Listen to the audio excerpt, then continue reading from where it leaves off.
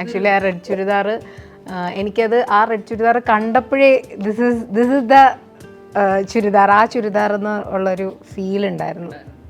അത് ശരിക്കും നൈറ്റി തുണിയാണ്, അത് നമ്മൾ ചുരിദാറാക്കിയേക്കാണ്. നോർമലി ചിലപ്പോൾ ചില ആർട്ടിസ്റ്റുകൾക്കൊക്കെ ഇങ്ങനെ അഴിക്കൊന്നും പറ്റുന്നതൊക്കെ ഭയങ്കര ഒരു ബുദ്ധിമുട്ട് പോലെ എനിക്ക് ഫീൽ ചെയ്യും. പക്ഷേ ടോബിയസ്ലി കുറച്ചും കൂടി ഇത് ഡൾ ചെയ്തിട്ട് കൊണ്ടുവരൂ, കുറച്ചും കൂടി അങ്ങനെ ആക്കിയിട്ട് കൊണ്ടുവരൂ എന്നുള്ളൊരു രീതിയായിരുന്നു. സാരി ഏകദേശം ഒരു 5 സാരിയോളം നമ്മൾ ഫർസാനയ്ക്ക് വേണ്ടിയിട്ട് യൂസ് ചെയ്തിട്ടുണ്ട്. പിന്നെ ഒരു 2 ചുരിദാർ. ബഡ്ജറ്റ് ഉണ്ടായിരുന്നത് ബഡ്ജറ്റ് ഇപ്പോൾ ഇങ്ങനെ ഓപ്പൺ ആയിട്ട് പറയാൻ പറ്റില്ല എനിക്ക്. പിന്നെ എനിക്ക് തോന്നുന്നു എനിക്ക് കുറച്ച് പേടിയും കൂടെ ഉണ്ടായിരുന്നു ഷൈജുക്കൊക്കെ ഉള്ളതുകൊണ്ട്. എനിക്ക് ചിദംബരത്തിന് അത്രയും പേടിയില്ല, എനിക്കൊന്ന് ഫ്രണ്ടും കൂടെ ആയതുകൊണ്ടായിരിക്കും എന്തെങ്കിലും ഇതുണ്ടായി പറയും. പക്ഷേ ഷൈജുക്കെ എനിക്ക് ആദ്യം തൊട്ടേ ഒരു പേടിയല്ല, ലൈക്ക് എങ്ങനെയായിരിക്കും ഇത് എടുക്കുക, എങ്ങനെയാ വർക്കിംഗ് സ്പേസ് കിട്ടുമോ എന്നൊക്കെ ഉള്ളൊരു ബുദ്ധിമുട്ടുണ്ടായിരുന്നു. പുള്ളിക്കാരൻ ഒരു എന്താ ഐക്കൺ ആണല്ലോ, അപ്പോൾ അതുകൊണ്ട് അങ്ങനെ ഭയങ്കര സ്റ്റൈൽ കോൺസെൻട്രേറ്റഡ് ആയിട്ടുള്ള ആളോ അങ്ങനെയൊന്നുമല്ല. അപ്പോൾ ആൾക്കൊരു മിനിമൽ രീതിയിൽ സാധാ രീതിയിൽ ചെയ്യുക. എനിക്ക് തോന്നുന്നു ഐ എം മോർ ഇൻടു ഒരു ഫുള്ളി സ്റ്റൈലിങ് ചെയ്യുന്നതിലുപരി ആൾക്ക് ഇഷ്ടമുള്ള കുറേ വസ്ത്രങ്ങൾ വാങ്ങിക്കൊടുക്കുന്ന ഒരാള്. ജെൻസി ഭയങ്കര ഇഷ്ടമാണെന്ന് തോന്നുന്നു ബേസിലിന്. സിനിമയിൽ അത് കാണാനില്ലേ? അതെ അതെ, ജെൻസിയുടെ ഫാഷൻ എനിക്ക് അറിയില്ല, അതിനെ പറ്റിയൊന്നും ഞാൻ അങ്ങനെ നോക്കാറില്ല എന്നാണ് തോന്നുന്നത്. മമ്മൂക്കയെ തോന്നിയിട്ടുണ്ട്, ആള് കൊള്ളാലോ. വയസ്സായാലും ഞാൻ വിചാരിക്കും ഇതേപോലത്തെ ഒരു മെന്റൽ സ്റ്റെബിലിറ്റി ടു നമ്മളുടെ ബോഡിയെ നമ്മളിങ്ങനെ തന്നെ സൂക്ഷിക്കണം, അല്ലെങ്കിൽ ഇങ്ങനെ ആൾക്കാരിലേക്ക് പോർട്രേ ചെയ്യണം എന്നൊക്കെ രീതിയിൽ അങ്ങനെ വേണമെന്ന് ഇൻസ്പയർ ആയിട്ടുള്ള ഒരു ആളാണ്.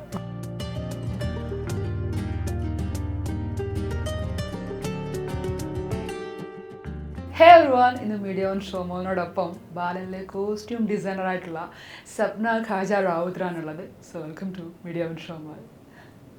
ബാലനാണ് പുതിയ വിശേഷം. ആദ്യമായിട്ട് കോസ്റ്റ്യൂം ഡിസൈൻ ചെയ്യുന്ന ഒരു മൂവി എന്നുള്ളൊരു പ്രത്യേകത ഉണ്ട്. ബാലനിപ്പോൾ എക്സൈറ്റഡ് ആയിട്ട് ഇങ്ങനെ പൊയ്ക്കൊണ്ടിരിക്കുകയാണ് തിയേറ്ററിൽ.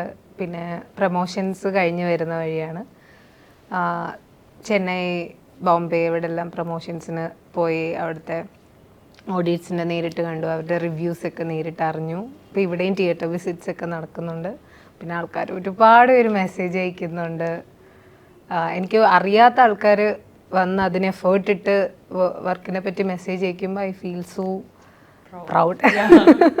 സാരിയിൽ നിന്ന് ചുരിദാറിലേക്ക് ഒരു ഷിഫ്റ്റ്, ഇതൊരു ക്യാരക്ടർ ഷിഫ്റ്റ് തന്നെ ആയിരുന്നില്ല? അതെ, അത് ആ ക്യാരക്ടറിനുള്ള ഒരു സ്റ്റേജസ് ആണ് ഉണ്ടായിരുന്നത്. അതൊരു വാണ്ടറിങ് സ്റ്റേജ് ഉണ്ടായിരുന്നു, ഒരു സ്റ്റിൽനെസ് ഉണ്ടായിരുന്നു, പിന്നെ സർവൈവ്ഡ് ഉണ്ടായിരുന്നു. അപ്പോൾ അതാണ് ആ ക്യാരക്ടറിന് മൊത്തത്തിലുള്ള ഒരു ഷിഫ്റ്റ്. ക്ലൈമാക്സ് വരെ അങ്ങനെയാണുള്ളത്.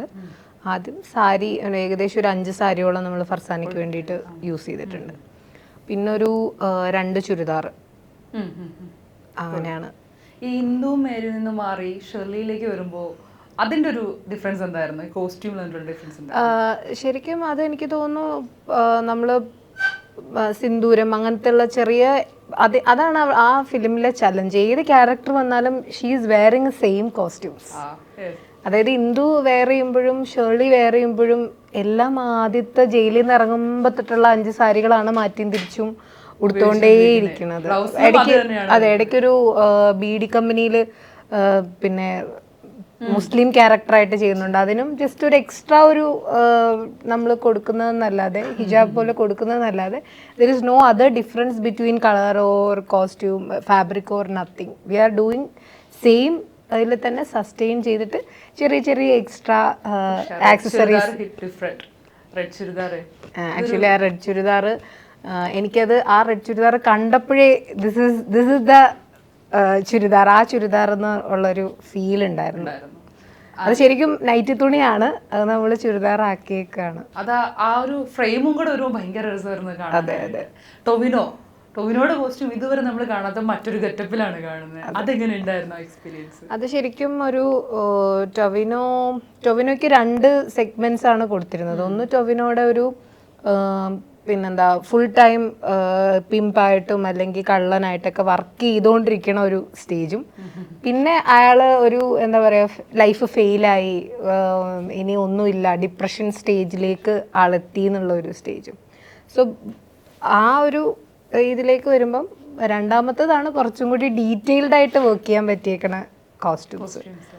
അത് കുറച്ച് റെഫറൻസ് ശാന്താറാം അങ്ങനെയൊക്കെയുള്ള ടോവിയുടെ വളരെ പഴയ പ്രിന്റ്സ് അല്ലേ?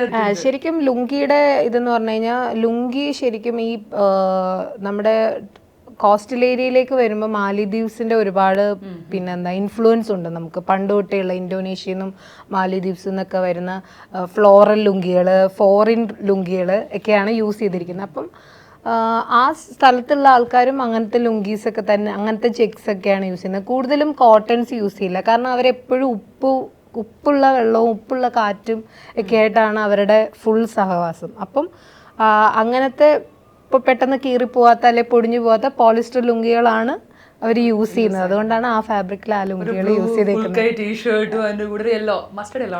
അല്ല, ബ്ലൂ ഒരു ജേഴ്സി യൂസ് ചെയ്തിട്ടുണ്ട്. അതെന്താന്ന് വെച്ച് കഴിഞ്ഞാൽ അവിടെ കടലിൽ പോണ എല്ലാ ആൾക്കാരും ഇതേ സെയിം റീസൺ തന്നെയാണ്.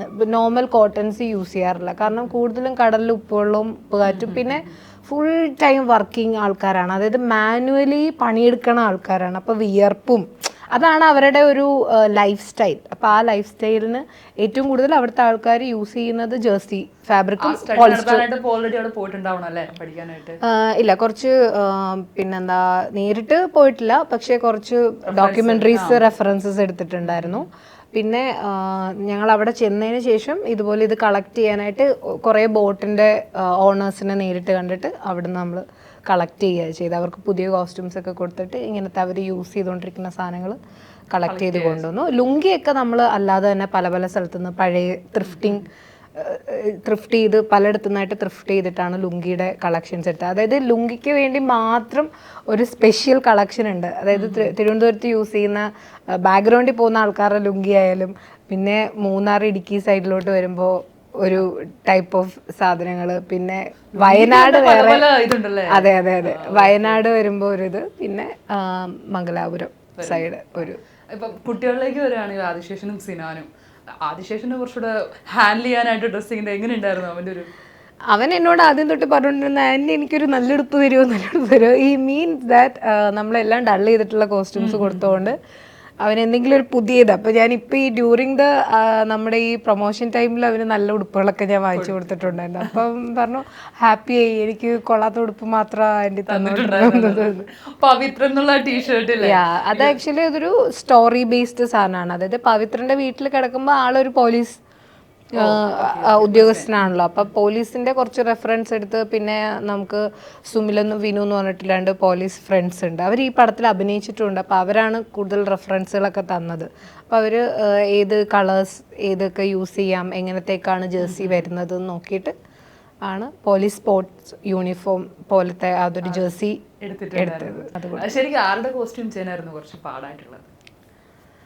എനിക്ക് ഫസ്റ്റ് ഫിലിം ആയതുകൊണ്ട് ചോദിക്കുകയാണ്. എനിക്ക് ഫർസാനയുടെ സാരിയാണ് എനിക്ക് തോന്നുന്നു ഷൂട്ടിന് 2 വീക്സ് മുന്നേ വരെയും കിട്ടാതിരുന്നത്. അതിന് മുന്നേ വരെ കുറേ സാധനങ്ങൾ നമ്മൾ ട്രയൽ ചെയ്തു, പിന്നെ എല്ലാം അപ്രൂവൽ കിട്ടുന്നുണ്ടായിരുന്നു. പക്ഷെ എനിക്കെന്തോ ഒരു ഇതല്ല സെറ്റല്ല അങ്ങനെ. അതെ അതെ. അപ്പോൾ നമ്മൾ ബാംഗ്ലൂർ സോഴ്സിങ്ങിന് പോയ സമയത്ത് സോഴ്സിംഗ് ഒക്കെ കഴിഞ്ഞു, സാധനങ്ങളൊക്കെ നമ്മൾ കൊറിയർ ചെയ്യാനായിട്ടെല്ലാം വിട്ടു. അപ്പം എനിക്കിങ്ങനെ ഒരു ബോഡി ഒന്നും വയ്യ നടന്നപ്പോൾ സ്പാ ചെയ്യാന്ന് കരുതി. So I went mall there. എന്നിട്ട് ഞാനിങ്ങനെ ആ മോളിൽ ഇങ്ങനെ കുറേ നടന്നപ്പോൾ അവിടെ ഒരു ഹാൻഡ് ക്രാഫ്റ്റ് ഒക്കെ വിൽക്കണ ഒരു ഷോപ്പ്. അപ്പോൾ എനിക്കിങ്ങനെ കുട്ടി സാധനങ്ങൾ ഭയങ്കര ഇഷ്ടമാണ്. അപ്പോൾ അതിനുവേണ്ടി കയറിയതാണ്. തിരിച്ചിറങ്ങി ലിഫ്റ്റിലോട്ട് പോണ വഴി ഞാൻ നോക്കിയപ്പം ഇതുപോലെ ഹാൻഡ് ഡൈഡ് ഹാൻഡ് പ്രിന്റ് ഒക്കെ ചെയ്യണ ഒരു ഷോപ്പ്, അജ്രക്കിൻ്റെ ഒക്കെ ഉള്ള. അങ്ങനെ അവിടെ കയറി സംസാരിച്ചപ്പോൾ അവർ പറഞ്ഞു, നിങ്ങൾ പറയണ സാധനം ഞങ്ങൾ ചെയ്തു തരാം എന്നുള്ളത്. പിന്നെ അവർക്ക് കോട്ടയിൽ തന്നെ നമ്മൾ യൂസ് ചെയ്തിരിക്കുന്ന ഫാബ്രിക് കോട്ടയാണ്. കോട്ടയിൽ തന്നെ കുറേ കളക്ഷൻസും ഉണ്ട്. അങ്ങനെ അതിനകത്തുനിന്ന് ഒരു സാമ്പിൾ ഞാൻ എടുത്തു, ഇവിടെ കൊണ്ടുവന്നു, ചിദംബരത്തിനെയൊക്കെ കാണിച്ചു. അപ്പം ഷീ വാസ് ലൈക്ക് ഇത് കുറച്ച് എന്താ പറയുക അപ്പർ ക്ലാസ് ഫീല് വരുമോ എന്ന്. പക്ഷെ ഞാൻ പറഞ്ഞു ഇല്ല, നമ്മളിത് കറക്റ്റ് കളറിലേക്ക് ഡൈ ചെയ്ത് അങ്ങനത്തെ ഒരു മിനിമൽ പ്രിന്റ് ഒക്കെ കൊടുത്തു കഴിഞ്ഞു കഴിഞ്ഞാൽ ശരിക്കും ബോഡിയോട് ഭയങ്കര അറ്റാച്ച്ഡ് ആയിട്ട് ഫ്ലോയിങ് കിടക്കുന്ന ഒരു ഇതായിരിക്കും.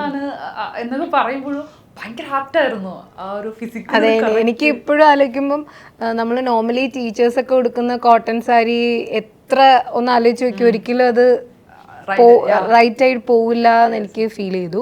പിന്നെ അല്ലെങ്കിൽ അത്രയും 20 ഇയേഴ്സ് ഒക്കെ നമ്മൾ ഉടുത്ത പോലത്തെ കോട്ടൺ സാരി ആയിരിക്കണം. അപ്പോൾ എൻ്റെ മദറിൻലോ ഒക്കെ അങ്ങനത്തെ സാരീസ് ഉപയോഗിക്കാറുണ്ട് വീട്ടിൽ. അതാണ് ഞാൻ റെഫറൻസ് ആയിട്ട് എടുത്തത്. പിന്നെ ഫർസാനയുടെ മാല, അതിനെല്ലാം പ്രോപ്പർ റെഫറൻസുകൾ ഉണ്ടായിരുന്നു. അങ്ങനത്തെ മാല. ഈ റിയലിസ്റ്റിക് ഫിലിംസ് വരുമ്പോൾ പ്രത്യേകിച്ച് ഈ ഏജിങ്ങിന്റെ അല്ലെങ്കിൽ കുറച്ചുകൂടെ കൂടും തോന്നുന്നല്ലേ നമുക്ക്? അതെ അതെ അതെ, അത് ഭയങ്കര പണി തന്നെയാണ് ശരിക്കും പറഞ്ഞു കഴിഞ്ഞാൽ. നമുക്ക് റീയൂസിനും പറ്റില്ല, റീയൂസ് ചെയ്യാൻ പറ്റില്ല. പിന്നെ അതുപോലെ തന്നെ നമുക്ക് ഡള്ളിങ് ഒരു പ്രോപ്പർ വേയിലുള്ള ഡള്ള് ചെയ്ത കോസ്റ്റ്യൂം ഒന്നിലധികം നമുക്ക് വേണ്ടി വരും. കാരണം നമുക്ക് അതേ കോസ്റ്റ്യൂം തന്നെ പിന്നെയും കഴുകിയാൽ വീണ്ടും അത് താഴേക്ക് പോകും. അപ്പോൾ കണ്ടിന്യൂറ്റി പ്രോബ്ലംസ് വരും. അപ്പോൾ അതുകൊണ്ട് എനിക്ക് തോന്നുന്നു കുറച്ച് ഡിഫിക്കൽട്ടാണെന്ന് പറയാൻ പറ്റില്ല, but it's kind of experience. ആ കോസ്റ്റ്യൂംസ് ഒക്കെ എന്ത് അതെല്ലാം നമ്മൾ ഗാരേജിൽ വെച്ചു. പിന്നെ 1-2 മാത്രം ഞാനിങ്ങനെ സൂക്ഷിച്ചു വെച്ചിട്ടുണ്ട് ഫോർ കാസ്റ്റിന് തന്നെ തിരിച്ചു കൊടുക്കാനായിട്ട്. അവരുടെയും ഫസ്റ്റ് ഫിലിം ആയതുകൊണ്ട് ഓൾസോ. അതെ അതെ. ടൊവിനോ എന്താ പറഞ്ഞ ഒരു കോസ്റ്റ്യൂം? ടൊവിനോയ്ക്ക് ഇതൊരു പുതിയ ഗെറ്റപ്പ് ആയിരിക്കുമല്ലോ. ടൊവി ഭയങ്കര എന്താ പറയുക, ഭയങ്കര നോർമലി ചിലപ്പോൾ ചില ആർട്ടിസ്റ്റുകൾക്കൊക്കെ ഇങ്ങനെ അഴിക്കൊന്നും പറ്റുന്നതൊക്കെ ഭയങ്കര ഒരു ബുദ്ധിമുട്ട് പോലെ എനിക്ക് ഫീൽ ചെയ്യും. പക്ഷേ ടോവിയസ്ലി കുറച്ചും കൂടി ഇത് ഡൾ ചെയ്തിട്ട് കൊണ്ടുവരൂ, കുറച്ചും കൂടി അങ്ങനെ ആക്കിയിട്ട് കൊണ്ടുവരൂ എന്നുള്ളൊരു രീതിയായിരുന്നു. എനിക്ക് തോന്നുന്നു നമ്മളിങ്ങനെ വർക്കായി എന്ന് എനിക്ക് തോന്നിയത് എങ്ങനെയാണെന്ന് വെച്ച് കഴിഞ്ഞാൽ, ഒരു ദിവസം ഷൂട്ട് നടന്നുകൊണ്ടിരുന്നപ്പോഴത്തേക്കും പീപ്പിൾ നോ സമ്മൺ ആർട്ടിസ്റ്റ് വന്നിട്ടുണ്ടെന്ന്. പക്ഷേ ടൊവി വരുന്നു, ബൈക്കിൽ കയറുന്നു, ഇങ്ങനെ ഫസ്റ്റ് ഓടുന്ന സീനാണ് എടുക്കുന്നത്. ലോറിയിൽ ചാടി കയറുന്ന സീനുണ്ട്. അപ്പോൾ ഇത് എടുത്തിട്ട് ആൾക്കാർക്ക് മനസ്സിലാവുന്നില്ല വിച്ച് ഈസ് എ ആർട്ടിസ്റ്റ്. കുറേ ആൾക്കാർ കൂടി, അപ്പോൾ ആൾക്കാർ എവിടെ നിന്ന് ചോദിക്കുന്നുണ്ട്, ആരുടെ ആർട്ടിസ്റ്റ് എന്നുവെച്ചാൽ ടൊവി വന്നിട്ട് ആൾക്കാർക്ക് മനസ്സിലാവണില്ല. ചിദംബരം ഫ്രണ്ട്ഷിപ്പാണ് ഈ ഒരു സിനിമയിലേക്ക് എത്താനുള്ള റീസണും കൂടെ. ഇതിന് മുന്നിലുള്ള ജാനമൻ എടുക്കുകയാണെങ്കിൽ പ്രൊഡക്ഷൻ ചെയ്തിട്ടുണ്ട്. സോ ചിദംബരം എന്നുള്ള ഒരു വ്യക്തി എത്രത്തോളം ഇമ്പോർട്ടൻ്റ് ആണ് ലൈഫിൽ? എനിക്ക് തോന്നുന്നു മോസ്റ്റ് ഇമ്പോർട്ടൻറ്റ് ആൾക്കാരിൽ ഒരാളാണ് ചിദംബരവും ഗണപതിയും ശ്രീരാഗും. The whole friendship is like that, not for the film, for in person, ups and downs ilum ellam kodu nikkuna. It's not a friendship, I think it's more like family. ഞാൻ ഇതിനു മുന്നേ ഞങ്ങൾ already ഒരു film സംസാരിച്ചിട്ടുണ്ടായിരുന്നു. പിന്നെന്താ, അതൊരു season 1 season 2 ചെയ്യാൻ പറ്റുന്ന ഒരു ഇതായിരുന്നു. അതും പീരീഡ് ഫിലിം തന്നെയായിരുന്നു. അപ്പോൾ അതിന് കുറേ റിസർച്ചും കാര്യങ്ങളൊക്കെ ഓൾറെഡി നടന്നാണ്. മഞ്ഞുമ്മലിൻ്റെ ഷൂട്ടിന് തൊട്ട് മുന്നായിട്ടാണ് അതിൻ്റെ ജസ്റ്റ് ക്രിയേറ്റീവ് പ്രെപ്സ് ഒക്കെ നടന്നുകൊണ്ടിരുന്നത്. സ്ക്രിപ്റ്റ് റീഡിങ് സെഷൻസ്, അങ്ങനത്തെ കാര്യങ്ങളും കോസ്റ്റ്യൂമിൻ്റെ ലിസ്റ്റ് ഇടുക, അങ്ങനത്തെ പരിപാടിയും പിന്നെ അല്ലാത്ത റെഫറൻസ് എടുക്കുക, ലുക്ക് ബുക്ക് ഉണ്ടാക്കുക, അതൊക്കെ നടന്നുകൊണ്ടിരുന്നതാണ്. അപ്പം അതിനുശേഷം മഞ്ഞുമ്മൽ കഴിഞ്ഞിട്ട് നമ്മൾ വേറെ പുതിയ പ്രൊജക്ട്സിലോട്ടൊക്കെ പോയിട്ട് അവസാനം ബാലനെത്തിയപ്പോൾ ഞാനും അത് വഴി എത്തിച്ചേർന്നു. സാധാരണ നമ്മൾ ഈ പീരിയോഡിക് ഫിലിം എടുക്കുന്ന സമയത്ത് ഈ സപ്പോർട്ടിങ് ആക്ടേഴ്സിന് എല്ലാവർക്കും നമുക്ക് ഈ കോസ്റ്റ്യൂം കൊടുക്കാൻ പറ്റണമെന്നില്ല. ഈ സിനിമയ്ക്കകത്തേക്ക് എങ്ങനെയായിരുന്നു? ഈ സിനിമയ്ക്ക് എല്ലാവർക്കും കോസ്റ്റ്യൂം കൊടുത്തിട്ടുണ്ട്.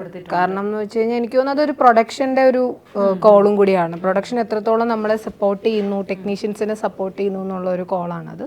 അപ്പം എൻ്റെ കാര്യത്തിലാണെങ്കിൽ production is very supportive. Like എന്ത് ചോദിച്ചാലും തരുന്ന ഒരു പ്രൊഡക്ഷൻ.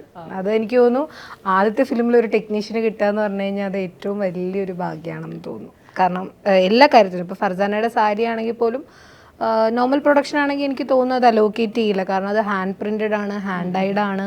അപ്പോൾ അതിന് അത്രത്തോളം ആർട്ടിസൻസ് വർക്ക് ചെയ്യുന്നതുകൊണ്ട് തന്നെ അത്രത്തോളം കോസ്റ്റ് അതിന് വരും. പിന്നെ സീനാൻ്റെ ഷർട്ടുകളെല്ലാം തന്നെ നമ്മൾ ഓൾറെഡി ഡിസൈൻ വരച്ചിട്ട് അത് ഫാബ്രിക്കിലേക്ക് പ്രിൻ്റ് എടുത്തിരിക്കുകയാണ്. അപ്പോൾ നോർമലി കേരളത്തിലൊക്കെ ഉള്ള പ്രിൻ്റ് എന്ന് വെച്ച് കഴിഞ്ഞാൽ നമുക്ക് ജേഴ്സി ഫാബ്രിക്കിലൊക്കെ പ്രിൻ്റ് ചെയ്യാൻ പറ്റും, പോളിസ്റ്ററിലെ പ്രിൻ്റ് ചെയ്യാൻ പറ്റും.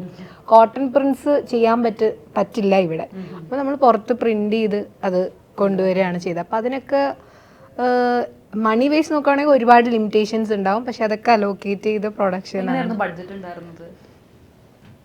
ബഡ്ജറ്റ് ഇപ്പോൾ ഇങ്ങനെ ഓപ്പൺ ആയിട്ട് പറയാൻ പറ്റില്ല എനിക്ക്. പക്ഷേ അത്യാവശ്യം ഈ പടത്തിന് നോർമലി അങ്ങ് ചെയ്തു പോകാനാണെങ്കിൽ അധികം ബഡ്ജറ്റ് ഒന്നും ആകത്തില്ല. പക്ഷെ ഇതേപോലെ ഡീറ്റെയിലിംഗ് ഒക്കെ ചെയ്യാനുള്ള ബഡ്ജറ്റ് സ്റ്റഡി നടത്തിയിട്ടാണ് ഇത് ചെയ്തിട്ടുള്ളത് മനസ്സിലായിട്ടുണ്ട്. കാരണം നമുക്ക് ഒരു ഫ്രെയിമിൽ പോലും ഒന്നും വിട്ടു നിൽക്കുന്നില്ല. ആ ഫ്രെയിമിനോട് അത്ര കണ്ട് ബ്ലെൻഡ് ആണ് ഓരോ കോസ്റ്റ്യൂംസും. നമുക്ക് അതതിന്റെ ആ ചെയ്തു വെച്ചിരിക്കുന്ന പെർഫെക്ഷന്റെയും കൂടെ ഒരു. പിന്നെ എനിക്ക് തോന്നുന്നു എനിക്ക് കുറച്ച് പേടിയും കൂടെ ഉണ്ടായിരുന്നു ഷൈജുക്കൊക്കെ ഉള്ളതുകൊണ്ട്. എനിക്ക് ചിദംബരത്തിനെ അത്രയും പേടിയില്ല. എനിക്കൊന്ന് ഫ്രണ്ടും കൂടെ ആയതുകൊണ്ടായിരിക്കും എന്തെങ്കിലും ഇതുണ്ടായി പറയും. പക്ഷെ ഷൈജുക്കെ എനിക്ക് ആദ്യം തൊട്ടേ ഒരു പേടിയല്ല, ലൈക്ക് എങ്ങനെയായിരിക്കും ഇത് എടുക്കുക, എങ്ങനെയാ വർക്കിംഗ് സ്പേസ് കിട്ടുമോ എന്നൊക്കെ ഉള്ള ഒരു ബുദ്ധിമുട്ടുണ്ടായിരുന്നു. ഇങ്ങനെ ഉണ്ടായിരുന്ന ഫ്രെയിംസ് ഒക്കെ കൂടെ ഉണ്ടായിരിക്കും ലൊക്കേഷൻ. അതെ അതെ അതെ. പുള്ളിയുടെ ഒരു രീതി എങ്ങനെയാ? പുള്ളിക്കാരൻ ഇങ്ങനെ നമ്മൾ കൊണ്ടുവരുന്ന സാധനം ചിലതൊക്കെ ഇങ്ങനെ ഇത് ഓക്കെ ആയിരിക്കും, ഇത് ഓക്കെ ആയിരിക്കും എന്ന് ചോദിക്കും. ഇങ്ങനെ പറയുമ്പോൾ ഒരു ഫ്രെയിമിൽ ഇങ്ങനെ ഞാനിപ്പോൾ ഞാനൊരു പച്ചയാണ് സജസ്റ്റ് ചെയ്യുന്നതെങ്കിൽ അപ്പോൾ ഇതിലൂടെ ചോദിക്കും, ഇവള് പച്ചയാണ് പറയണത്, ഇത് എടുക്കണോ, ഇത് ഓക്കെ ആണോ, അങ്ങനെയൊക്കെ ഉള്ളൊരു ഫുൾ ഡിസ്കഷൻ കഴിഞ്ഞിട്ടായിരിക്കും ഒരു ഫ്രെയിമിലെ കോസ്റ്റ്യൂംസ് ഒക്കെ കളേഴ്സ് ഒക്കെ തീരുമാനിക്കുന്നത്. പിന്നെ ടോട്ടലി നമുക്ക് ഫിലിമിനൊരു പാലറ്റ് ഉണ്ട്. അതിനകത്തുനിന്ന് പുറത്തേക്ക് ബ്രേക്ക് ചെയ്യില്ല എന്ന് എൻ്റെ കയ്യിൽ നിന്ന് ഒരു പ്രോമിസ് ഉണ്ട് അവർക്ക്. അതായത് ആ പാലറ്റിൽ തന്നെ ആയിരിക്കും നമ്മുടെ ഫുൾ പോവുക എന്നുള്ളത്. നമ്മൾ അറിയാതെ എന്തെങ്കിലും ഹിഡൻ എലമെന്റ്സ് നിങ്ങൾ ആ കോസ്റ്റ്യൂംസിൽ ഒളിപ്പിച്ചിട്ടുണ്ടോ? എല്ലാ സിനിമയിലും നമ്മളത് കഴിയുമ്പോൾ അങ്ങനെ സാധനം വരാറുണ്ട് എന്തെങ്കിലും ഒക്കെ. ഇല്ല, അത് ഡയറക്റ്റ് സ്ട്രെയിറ്റ് ആയിട്ടുള്ള സാധനങ്ങളാണ്. പിന്നെ എനിക്ക് തോന്നുന്നു സിനാന്റെ കോസ്റ്റ്യൂംസിലാണ് പ്രിന്റ് വന്നേക്കുന്നത്. കാരണം ഒരു പസിൽ പ്രിന്റ് ഉള്ള ഒരു ഔട്ട്ഫിറ്റ് ഉണ്ട്, ഒരു ഷർട്ട് ഉണ്ട്. പിന്നെ ഒരു ഫസ്റ്റ് സിനാനെ രജിസ്റ്റർ ചെയ്യുന്നത് തന്നെ ഒരു ഗാലക്സി യൂണിവേഴ്സ് പ്രിന്റ് ആണ് ചെയ്തിരിക്കുന്നത്. അപ്പൊ അങ്ങനത്തെ കുറച്ച് എലമെന്റ്സ് ഒക്കെ കൊടുത്തിട്ടുണ്ട്. ആ ലൊക്കേഷനിൽ ഭയങ്കര ഒരാൾക്കൊരു കോസ്റ്റ്യൂം കൊടുത്തിട്ട് ഭയങ്കര പ്രൗഡ് മൊമെന്റ് അല്ലെങ്കിൽ മറ്റെന്തെങ്കിലും നമുക്ക് ഭയങ്കര പ്രൗഡ് മൊമെന്റ് തോന്നിയിട്ടുള്ളത്? എനിക്ക് തോന്നുന്നു ആ സിനിമയുടെ മൊത്തം കോസ്റ്റ്യൂം എനിക്ക് പ്രൗഡാണ്. കാരണം ഞാൻ ഇത്രയും നാൾ വെയിറ്റ് ചെയ്ത് വന്നിരുന്ന ഒരു സിനിമയും കൂടി ആയതുകൊണ്ട് അതെ, every moment is proud for me. ബാലനിൽ നിന്ന് മാറി നിൽക്കുകയാണെങ്കിൽ സഞ്ജു സാംസന്റെ പേഴ്സണൽ സ്റ്റൈലിസ്റ്റ് ആണ്. അതെ, ഇപ്പോഴും അതെ ചെയ്തുകൊണ്ടിരിക്കുകയാണ്. പുള്ളിയുടെ ഒരു കോസ്റ്റ്യൂം പുള്ളിക്കാരൻ ഒരു എന്താ ഐക്കൺ ആണല്ലോ. അപ്പൊ അതുകൊണ്ട് അങ്ങനെ ഭയങ്കര സ്റ്റൈൽ കോൺസെൻട്രേറ്റഡ് ആയിട്ടുള്ള ആളോ അങ്ങനെയൊന്നും അല്ല. അപ്പൊ ആൾക്കൊരു മിനിമൽ രീതിയിൽ സാധാ രീതിയിൽ ചെയ്യുക. എനിക്ക് തോന്നുന്നു I am more into ഒരു ഫുള്ളി സ്റ്റൈലിങ് ചെയ്യുന്നതിലുപരി ആൾക്ക് ഇഷ്ടമുള്ള കുറേ വസ്ത്രങ്ങൾ വാങ്ങിക്കൊടുക്കണ ഒരാള് എന്നുള്ളത് മാത്രമാണ് എൻ്റെ ജോലി. അതാണ് ആൾക്ക് വേണ്ടതും. ഒരുപാട് സ്റ്റൈലോ ഒരുപാട് ലൗഡ് അതൊന്നും ആൾക്ക് അത്ര. ഇപ്പൊ സിനിമയിലും നിൽക്കുന്നുണ്ട്, ആർട്ട് ഫിലിംസിലും നിൽക്കുന്നുണ്ട്. ലൈക്ക് ഒരു സ്പോർട്സ്മാൻ എന്നുള്ള പറയുമ്പോൾ അതിൽ നിന്ന് വ്യത്യസ്തമായിരിക്കും. അതെ അതെ. അതെങ്ങനെയാണ് ഒരു ഡിഫറൻസ് വരുന്നത്? നമ്മൾ എല്ലാത്തിനും അതിൻ്റെതായ രീതിയിൽ എടുക്കുക എന്നുള്ളതാണ്. ഇപ്പം ചില സമയത്ത് എനിക്ക് തന്നെ വന്നേക്കുന്ന ചില പ്രോജക്റ്റുകൾ വന്നിട്ടൊരു ചിലപ്പോൾ ഒരു പ്രോജക്റ്റ് ഓൺ ആവുന്നതിന് എല്ലാം സംസാരിച്ച് കഴിഞ്ഞിട്ട് ഒരു 1 month ഒക്കെ മുന്നേ മാറിപ്പോയിട്ടുണ്ട്. ബിക്കോസ് ഐ എം ഡൂയിങ് ഇങ്ങനെ കണ്ടിന്യൂസ്ലി ആർട്ട് ഫിലിംസ് ചെയ്യുന്നത് കാരണം people were thinking I am only going to beautification or അങ്ങനെ റിയലിസ്റ്റിക് ആയിട്ടുള്ള കാര്യങ്ങൾ ചെയ്യാൻ ബുദ്ധിമുട്ടുണ്ടാകും എന്നുള്ള രീതിയിൽ. പക്ഷെ എനിക്ക് തോന്നുന്നു അത് ഭയങ്കര ഒരു ചലഞ്ചിങ് ആൻഡ് അങ്ങനെ വിചാരിച്ചവർക്കുള്ള ഒരു റിപ്ലൈ കൂടിയായിരുന്നു ബാലൻ. Sweet revenge for them. ഞാൻ കുറച്ച് ആക്ടേഴ്സിന്റെ പേര് പറയാം. അപ്പൊ അവരായിട്ടുള്ള രസകരമായിട്ടുള്ള എന്തെങ്കിലും അനുഭവങ്ങൾ ഉണ്ടെങ്കിൽ രസകരം. ഓക്കെ, ശരിയോ? Okay, the first one Prithviraj. രസകരമായിട്ടുള്ള ഒരു അനുഭവം ഉണ്ടായിട്ടില്ല. It's only work. അപ്പൊ അതുകൊണ്ട് എനിക്ക് തോന്നുന്നു പുള്ളിയുടെ ടേസ്റ്റ് കുറച്ചും കൂടി ബോഡി ഫിറ്റ് ആയിട്ടുള്ള ഔട്ട്ഫിറ്റ്സ് ഇടുന്ന പോലത്തെ ഒരു ടേസ്റ്റ് ഉള്ള ആളാണ്. അഭിപ്രായം പറയുന്നൊരു അങ്ങനെയൊന്നുമില്ല എല്ലാത്തിനും. പക്ഷെ പുള്ളിക്കാരന് ഒരു സ്റ്റൈൽ കോൺഷ്യസ് ഉണ്ട്, ആൾക്കൊരു സ്റ്റൈലുണ്ട്. സോ ആദ്യം തന്നെ നമുക്ക് അത് മനസ്സിലാവും. അപ്പം അതനുസരിച്ച് പോവുക എന്നുള്ളതാണ്. ഞാൻ അങ്ങനെ ഒരുപാട് ചെയ്തിട്ടില്ല, പക്ഷേ ഒരു 3-4 കൊമേഴ്ഷ്യൽസ് ചെയ്തിട്ടുണ്ട് ആൾക്ക് വേണ്ടിയിട്ട്. അമല പോൾ എന്ന് പറയുമ്പം എന്താ, she is inside A stylist എന്ന് എനിക്ക് എപ്പോഴും തോന്നും. പിന്നെ ആൾക്ക് മെഷർമെന്റ്സ് ഒക്കെ ഭയങ്കര വേണം. പിന്നെ എനിക്ക് തോന്നുന്നു ഞാൻ വർക്ക് ചെയ്തതിൽ ഏറ്റവും ഫ്രണ്ട്ഷിപ്പ് മെയിൻറ്റെയിൻ ആയിട്ടുള്ള ഒരു വീട് പോലെ എനിക്ക് ആളുടെ വീട്ടിൽ ചെന്നിട്ട് എല്ലാം ചെയ്യാൻ പറ്റുന്ന ഒരാൾ അമല പോളാണ്. ബേസിൽ ഈസ് ലൈക്ക് എന്താ പറയുക, ഒരുപാട് നാൾ ബേസിലുമായിട്ട് വർക്ക് ചെയ്ത് കുറേ കൊമേഴ്ഷ്യൽസ് വർക്ക് ചെയ്തിട്ടുണ്ട് ആൾക്ക് വേണ്ടിയിട്ട്. പിന്നെ കുറച്ച് വാർഡ്രോബും ചെയ്തിട്ടുണ്ട്. ഇപ്പോൾ ഒരുപാട് മാറി. ഇപ്പോൾ ആളുടെ സ്റ്റൈൽസ് ഒക്കെ ആൾക്ക് എപ്പോഴും ഒരു എന്താ പറയുക, പുതിയ എക്സ്പെരിമെന്റ് ചെയ്യാൻ താല്പര്യമുള്ള ഒരു സ്റ്റൈൽ ഐക്കൺ ആവാൻ ആഗ്രഹിക്കുന്ന അതെ അതെ നല്ല സ്റ്റൈൽ എക്സ്പെരിമെന്റ് ചെയ്യാൻ ആഗ്രഹിക്കുന്ന ആളാണെന്ന് എനിക്ക് എപ്പോഴും തോന്നും. അതുപോലെ തന്നെയാണ് ഇപ്പൊ വരുന്ന ലുക്സ് എല്ലാം. അതെ, ജെൻസി ഭയങ്കര ഇഷ്ടമാണെന്ന് തോന്നുന്നു ബേസിലിന്. സിനിമയിൽ അത് കാണാനില്ലേ? അതെ അതെ. ഇപ്പം ഈ പൊതുവെ നമ്മൾ കേൾക്കാറ് കോസ്റ്റ്യൂം ഡിസൈനേഴ്സിന് ശരിക്കും കഴിഞ്ഞൊരു ഇൻ്റർവ്യൂസ് എടുത്തിട്ടുള്ള രീതിക്ക് വെച്ച് ചോദിക്കുകയാണ്, ഒരു എക്സിസ്റ്റൻഷ്യൽ ക്രൈസിസ് ഉണ്ടോ? ഓഫ് കോഴ്സ്, കാരണം അത്രയധികം കോസ്റ്റ്യൂം ഡിസൈനേഴ്സ് പുതിയതായിട്ട് വന്നുകൊണ്ടിരിക്കുന്നുണ്ട്. പിന്നെ എനിക്ക് തോന്നുന്നു ഞാനൊക്കെ ഇപ്പോൾ ഒരു 10 to 11 ഇയേഴ്സ് ആയി ഇൻഡസ്ട്രിയിൽ, അതുകൊണ്ട് എനിക്കത് അങ്ങനെ ബാധിച്ചിട്ടില്ല. കാരണം എനിക്ക് കൂടുതലും നമുക്കിപ്പം എൻ്റെ സോഷ്യൽ മീഡിയ എടുത്ത് നോക്കി എനിക്ക് ആകെ ഒരു 5,000+ ഫോളോവേഴ്സും, ഐ എം എന്താ പറയുക ലോക്കി പേഴ്സൺ എന്നൊക്കെ പറയാം. എനിക്ക് അങ്ങനത്തെ ഒരു ഭയങ്കര ലൗഡ് സോഷ്യലൈസിങ്ങും അങ്ങനത്തെ ഒരാളൊന്നും അല്ല. പക്ഷെ ഐ ഹാവ് റിജിഡ് എന്താ പറയുക contact basis, networking I have. അത് ഈ സിനിമയിലെ തന്നെ നമുക്ക് മനസ്സിലാവുന്നുണ്ട് അത് എത്രത്തോളം. നമുക്ക് നല്ല ഫ്രണ്ട് സർക്കിൾ ഉള്ളപ്പം അവരോട് നമുക്ക് സിനിമ ചെയ്യാൻ വേണ്ടി പറ്റുമെന്ന് പറയുമ്പോൾ തന്നെ ഇത് ഫ്രീ ആയിട്ട് വർക്ക് ചെയ്യാൻ വേണ്ടി പറ്റുന്നുണ്ട്. അത് കറക്റ്റ് ആ ഫ്രെയിമിൽ വരുന്നുണ്ട്. അത് ആ ഫ്രണ്ട്ഷിപ്പും കൂടെ അതിനകത്ത്. അതെ, I am very grateful for them, all of my friends. അതായത് എനിക്ക് തോന്നുന്നു മോസ്റ്റ് ഓഫ് നോട്ട്, ഞാൻ എപ്പോഴും പറയും ചിദംബരം ഗണപതി എന്ന് പറഞ്ഞ രണ്ടാൾക്കാരല്ല, ദ ഹോൾ സർക്കിൾ അങ്ങനെയാണ് rooted for every one each അങ്ങനെയുള്ള ഒരു ഇതാണ്. ഈ 11 വർഷം AD ആയിട്ട് വന്നു, പിന്നെ പ്രൊഡക്ഷനിൽ വന്നിട്ടുണ്ട്, കോസ്റ്റ്യൂം ഡിസൈനർ. ഏതൊക്കെ വർഷം? ഞാൻ ഫുഡ് സ്റ്റൈലിംഗും ചെയ്യുന്നുണ്ട്, ഫുഡ് സ്റ്റൈലിംഗ് ചെയ്യുന്നുണ്ട്, കളർ സ്റ്റൈലിംഗ് ചെയ്യുന്നുണ്ട്. ഐ നോ എന്തൊക്കെ ഇപ്പൊ ചെയ്തുകൊണ്ടിരിക്കുന്നത്. കളർ അനലൈസിംഗ് ഉണ്ട്. Colourising is actually into styling only, അത് അതിൻ്റെ ഒരു പാർട്ടാണ്. പിന്നെ ഫുഡ് സ്റ്റൈലിംഗ് ആണ് ഇതിനകത്ത് നിന്ന് മാറി നിൽക്കുന്ന ഒരു സാധനം. ഫേക്ക് ഫുഡ് ഉണ്ടാക്കുക അങ്ങനത്തെ കാര്യങ്ങൾ എനിക്ക് തോന്നുന്നു കുറച്ച് ആൾക്കാരുള്ളൂ ഇൻഡസ്ട്രിയിൽ. അപ്പോൾ അതുകൊണ്ട് തന്നെ കുറച്ചധികം ഡിമാൻഡ് ഉണ്ട്. ഐ എം ഡൂയിങ്, ഇനിയിപ്പോൾ എനിക്ക് സെക്കൻഡിനുള്ള ഷൂട്ട് ഫുഡ് സ്റ്റൈലിംഗ് ആണ്. അപ്പം കുറച്ച് കോസ്റ്റ്യൂം ചെയ്യും, പിന്നെ മടുക്കുമ്പോൾ പോയി ഫുഡ് ചെയ്യും, പിന്നെ വിൽ കം ബാക്ക്, അങ്ങനെയാണ്. തിയറി ഓവർ പ്രാക്ടിക്കലിനോട് ഇഷ്ടപ്പെടുന്ന ആളാണ് തോന്നുന്നത്. ഓഫ് കോഴ്സ്, കാരണം എനിക്ക് തോന്നുന്നു ഞാൻ അങ്ങനെ വന്ന ഒരാളാണ്, അതുകൊണ്ടാണ്. പിന്നെ എൻ്റെ അടുത്ത് കുറേ ആൾക്കാർ ഇപ്പോൾ പേഴ്സിൽ നിന്നുള്ള കുട്ടികളാണ് ഇപ്പോൾ ഇൻറ്റേൺഷിപ്പ് നടന്നുകൊണ്ടിരിക്കണേ ബോംബെ. അപ്പോൾ എനിക്ക് തോന്നുന്നു അങ്ങനത്തെ അക്കാദമിയൊക്കെ എൻ്റെ +1 +2 അല്ലെങ്കിൽ 10th ഒക്കെയുള്ള അക്കാദമിക്സ് വെച്ചിട്ട് എനിക്ക് സ്വപ്നം പോലും കാണാൻ പറ്റാത്ത കോളേജും യൂണിവേഴ്സിറ്റീസും നിഫ്റ്റൊക്കെ, ഞാൻ ചിലപ്പോൾ അവിടെ ഒരു എൻട്രൻസ് എഴുതിയാൽ തോറ്റു എന്നാണ് എനിക്ക് തോന്നുന്നത്. സോ അങ്ങനെയുള്ളിടത്തുനിന്ന് ആൾക്കാർ വന്ന് എൻ്റെ അടുത്ത് ഇൻറ്റേൺഷിപ്പ് എടുക്കുമ്പം I was feeling practical is more important, അതാണ് വേണ്ടതല്ലേ. 11 വർഷം മലയാളം ഫിലിം ഇൻഡസ്ട്രിയിൽ നിൽക്കുക, അതിനേക്കാളും എനിക്ക് ബോംബെ ബേസ്ഡ് തോന്നുന്നല്ലേ. അവിടെ ഇവിടെ നിന്നുള്ള ഡിഫറൻസ് എന്താണ്? ഇൻഡസ്ട്രി നിന്നുള്ള ഡിഫറൻസ്, മെയിൻ ഡിഫറൻസ് കാശ് തൊട്ട് പണം മണി പൈസ, remuneration is very up scale and down സ്കെയിലാണ്. പിന്നെ എനിക്ക് തോന്നുന്നു എൻ്റെ ഫാമിലി ഇവിടാണ്, എൻ്റെ ഫ്രണ്ട്സ് ഇവിടാണ്. This is the safest place for me and comfort space. അതുകൊണ്ടാണ് ഫസ്റ്റ് പ്രയോറിറ്റി. അപ്പോൾ സ്വാഭാവികമായിട്ടും അതെങ്ങനെ, അത് വലിയൊരു ഹ്യൂജ് ഡിഫറൻസ് തന്നെ ആയിരിക്കും അല്ലേ? അതെ, അവിടെ നിന്ന് ഇങ്ങോട്ട് ഷിഫ്റ്റ് ചെയ്തത് ഞാൻ എൻ്റെ ഹസ്ബൻഡിനെ കണ്ടുമുട്ടിയതിന് ശേഷമാണ്. സോ ഞാൻ അത് കഴിഞ്ഞിട്ട് ബാഗൊക്കെ പാക്ക് ചെയ്ത് ബാക്ക് ടു കൊച്ചിയിൽ സെറ്റിലായി. ഓക്കെ. ഇപ്പം ഈ സിനിമയിലെ കോസ്റ്റ്യൂംസ് നമുക്ക് നേരത്തെ അതിനെ പറ്റി വലിയ ധാരണയില്ലായിരുന്നു. ഇപ്പോഴാണ് ഈ റീസെൻ്റ്ലി ആണ് പല സിനിമകളിലും കോസ്റ്റ്യൂം ഡിസൈനേഴ്സിനെ ഐഡൻറ്റിഫൈ ചെയ്യുകയും റെക്കഗ്നൈസ് ചെയ്യുകയും അവർക്ക് ഈ രീതിക്ക് അത് കാണുമ്പോൾ സന്തോഷം തോന്നും. പിന്നെ ഭയങ്കര സന്തോഷം തോന്നും. ഈ ഇടയ്ക്ക് ദിവ്യ പിന്നെ കൃഷാന്തിൻ്റെ, പക്ഷെ ദിവ്യൻ്റെ ഇന്റർവ്യൂസ് കണ്ടു. എനിക്ക് തോന്നുന്നു എനിക്ക് ഭയങ്കര ഹാപ്പിയാണ് അങ്ങനെ ആൾക്കാർ ടെക്നീഷ്യൻസിനെ. മസ്തിഷ്ക മരണത്തിൽ ചെയ്യാനുള്ളത് നമ്മൾ പ്രതീക്ഷിക്കാത്ത ഒരു രീതിയിലുള്ള കോസ്റ്റ്യൂമാണ് ചെയ്തിരിക്കുന്നത്. ദിവ്യയുടെ ബൈറ്റ് എടുത്തിട്ടുണ്ടായിരുന്നേ. അപ്പോഴാണ് ഈ ഒരു 20 സർക്കിൾ പറയുന്നത്, അതായത് 20 വർഷം കഴിയുമ്പോൾ ഫാഷൻ ആവർത്തിക്കും എന്നുള്ളൊരു സാധനം എനിക്ക് എവിടെ നിന്നാണ് കിട്ടുന്നത്? Yes of course. ഇപ്പൊ റെട്രോ ആണല്ലോ, ഇപ്പൊ റെട്രോ.